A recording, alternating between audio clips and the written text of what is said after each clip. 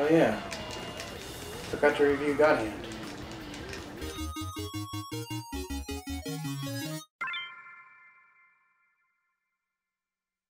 Hey friends, I'm Pragmatik and I like to talk about video games. And the game I want to talk about today is God Hand for our 1-year channel anniversary. I actually didn't discover God Hand until way later in its lifespan. And with how much I loved it, it instantly became one of my top 10 favorite games. So let's get into it. God Hand was published by Capcom and developed by what would be Clover Studios' last game. This game gives you one simple objective: beat the crap out of anyone who stands in your way. You play as Gene, the current owner of a weapon known as the God Hand, given to him by his companion Olivia. When he went out of his way to protect her and in the process lost his arm, this act swayed her to bestow him with the power of the God Hand, a divine arm that grants Gene a burst of great power. Right from the get-go, this game throws you into a fight, and you just kinda gotta figure it out. Because what better way to learn than by being tossed in head first? You'll learn right away that Gene has a flurry of combos he can utilize, and with enough successful hits, he can perform a type of finisher to his opponent. Not only that, but Gene can pick up weapons, perform a guard breaker that knocks his opponent off balance, and perform a knockback kick to give you a bit of space. Gene also has a set of special moves up his sleeve that he can utilize if he has the ability slots for it. These are unblockable abilities that can give you the edge in a fight if you find yourself being overwhelmed, which you will, a lot. But lastly, if things are getting dire, which they will, a lot, Gene can tap into the hidden power of his God Hand, making him temporarily invulnerable, unblockable, and overwhelming. This lasts for a small while, but you can get power-ups to increase your meter. Gene's combo list can be expanded by buying more moves and move slots. It's best to try and mix up his moves so that Gene is not only fast with his combos, but doing a lot of damage as well. The amount of moves he can perform and being able to add a bunch of them at one time makes for a vast variety of playstyles. Though be careful what you're putting together, because if you're using too many heavy moves or too many kicks, Gene can become awkward to play with and his combos could easily be interrupted. This variety of fighting and special moves is really the meat of what makes this game so entertaining. The quick-paced action of the game makes it so appealing, and I can't tell you how satisfying it is to have done so much damage you've dizzied your opponent, allowing for that final little smackdown. You know how in some movies and games how you fight a group of people and each enemy kind of comes to the hero one at a time? Yeah, that doesn't happen in this game, at least not all the time. Multiple enemies will try to attack you at once, and some will even use other enemies to gain the advantage to hit you. It's best to try and keep an eye on everyone around you, so your special move isn't getting interrupted.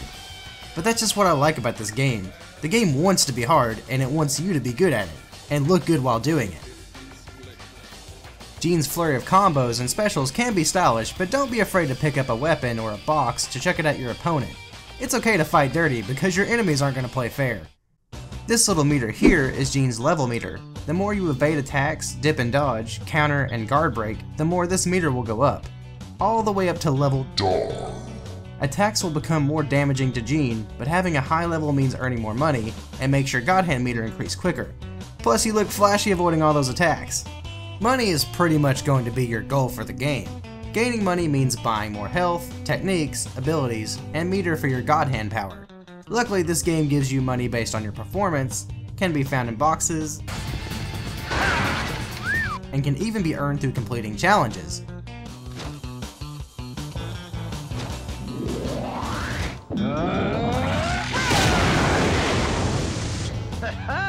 The big money comes from beating a segment in the story, usually just after beating a main boss.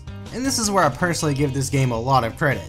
You know how some games will try to give you more points based on how fast you finish a level? Yeah, I hate that. Rushing me through a level for the sake of score always makes me feel a little anxious. I'd much rather make my way through and enjoy a level than see how fast I can get through it. This is where the scoring system comes in. It does say how fast you finish, but your money is earned by how many times you die and how many opponents you defeated in your difficulty meter. This is much more satisfying as it's grading your performance in fighting rather than seeing how fast you can run. There's a lot to say about this game's fighting system, because that's basically all this game is. You just punch him! The way Gene avoids attacks and maneuvers is just so smooth. You can only use the analog sticks, which takes some getting used to, but after a while, you wouldn't really want to use the D-pad as it kind of feels sluggish.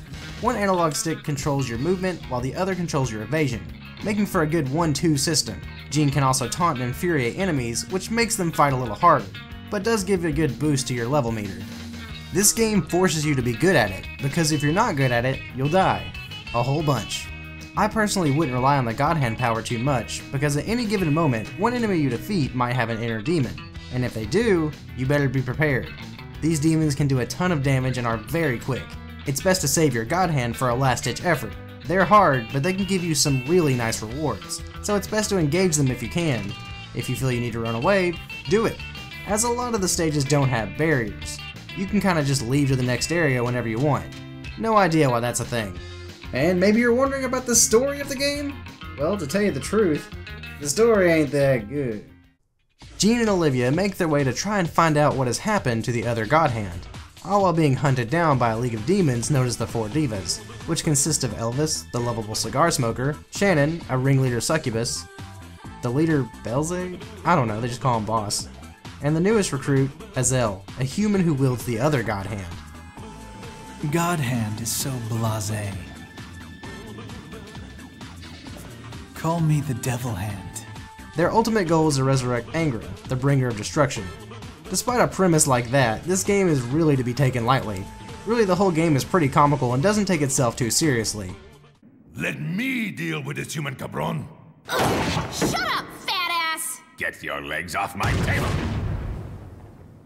The humor in this story is pretty great, as it ranges from silly disputes to nonsensical happenings.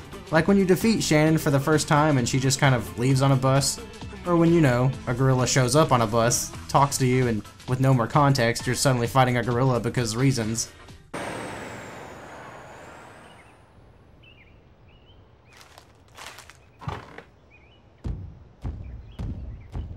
Wait, you're not a human, are you?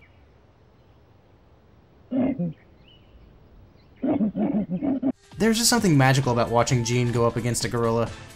And that's pretty much the plot. Like I said before, it's not about the deep, engaging story, it's about the punching! My one rule is above everything else. A game should be first and foremost fun. And this game is loads of fun, as well as frustrating. Its difficulty is an aspect of its charm. I mean, you kids like Dark Souls, right? It's kinda like that, I guess.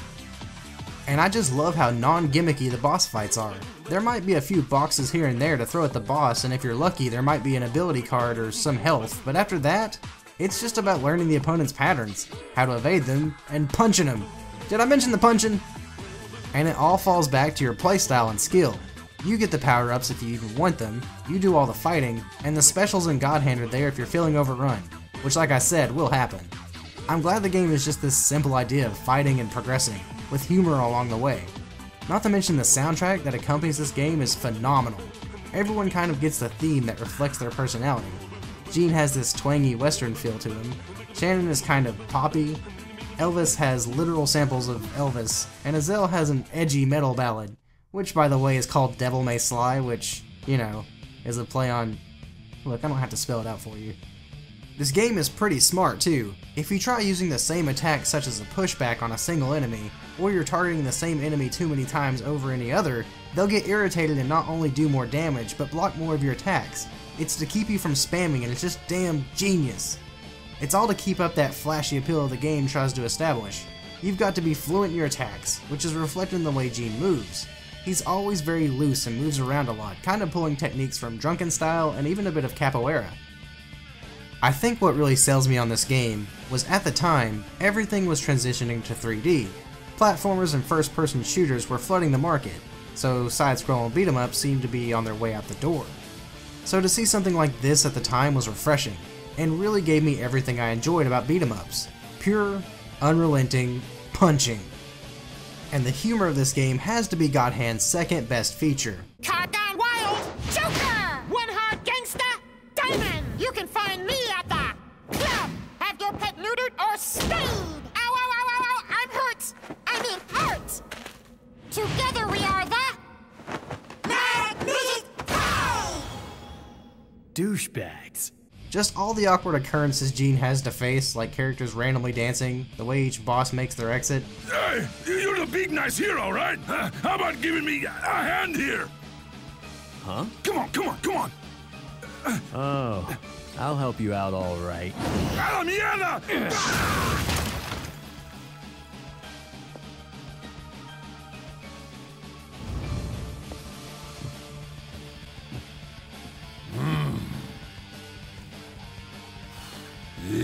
gave it to me, alright. And even the little mini games help to break the frustration of getting pummeled to death. Look, I'm a dog now. No wait, that's dog abuse. That's dog abuse! This is a game I consider a true hidden gem. With its masterful design and even being directed by Shinji Mikami, it couldn't help but get panned by big name companies who didn't see its true potential. And that sucks. With a soundtrack that complements the action, fun bosses as well as mini bosses, a comical story, and a difficulty level that can feel challenging as well as frustrating, you've got a formula for a wild ride. God Hand may be one of the best examples of creating something simple, as well as stylish and really gripping gameplay to take you out of it for a few hours. Now if you'll excuse me, I've got punching to do.